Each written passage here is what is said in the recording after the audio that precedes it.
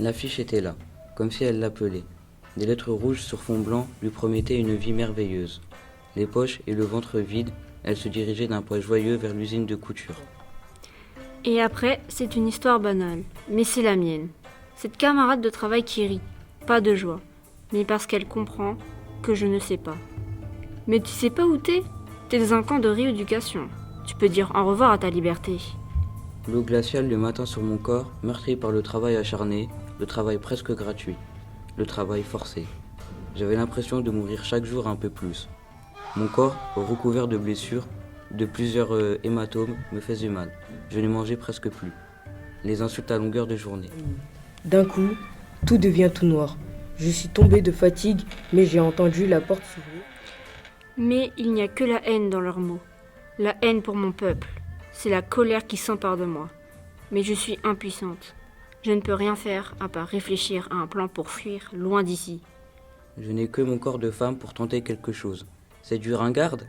Un peu plus de souffrance ou un peu moins. Et il y a celui qui a un regard plus doux que les autres, qui semble s'excuser à chaque fois que nos yeux se croisent. Surtout, quand vais-je pouvoir mettre à profit ce plan? Et je pense à la toute petite pause du midi. L'amour, ce tout petit espoir qui faisait de grandes choses. L'amour, c'est ce qui l'a sauvée, elle. L'amour, c'est ce qui a donné du courage à cet homme pour dénoncer ce qui se passait. L'amour, c'est aussi ce qui l'a tué, lui, quand le gouvernement l'a retrouvé. On a tous en tête une partie du grand puzzle de la Chine. Celle des dragons, du riz, de la muraille, des arts martiaux, de la haute technologie ou des ombres chinoises. Mais nous, on voudrait parler d'une partie du puzzle qu'on préfère garder sous silence. On voudrait vous parler des Ouïghours. C'est une minorité des musulmanes et turcophones qui vit en Chine, dans la province du Xinjiang. Là, vous imaginez une image de paysans chinois heureux de vivre. Sauf que voilà, cette minorité est forcée de travailler dans des camps de concentration et est enfermée toute la journée. Ils travaillent pour de grandes marques, Nike, Shein, Apple, Zara et 80 autres grandes marques qui sont regroupées sur la liste de la honte.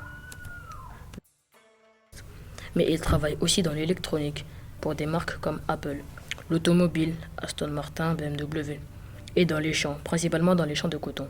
Après avoir nié l'existence de ces camps, la Chine a reconnu un système de centres de formation professionnelle. Selon Le Monde, la cueillette de coton au Xinjiang emploie au moins 500 000 Ouïghours victimes de travail forcé. Et nous ne parlons pas uniquement de travail forcé, mais aussi de maltraitance variée. La stérilisation forcée, les tortures physiques, les viols en réunion sont le quotidien de ces peuples.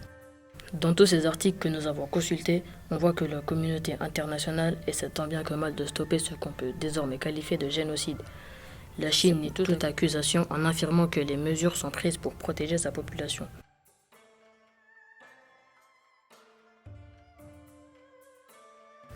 Malgré l'accord des 23 États pour demander d'arrêter ce massacre, la Chine n'a pas pour autant arrêté ces persécutions qui durent depuis plus de 10 ans.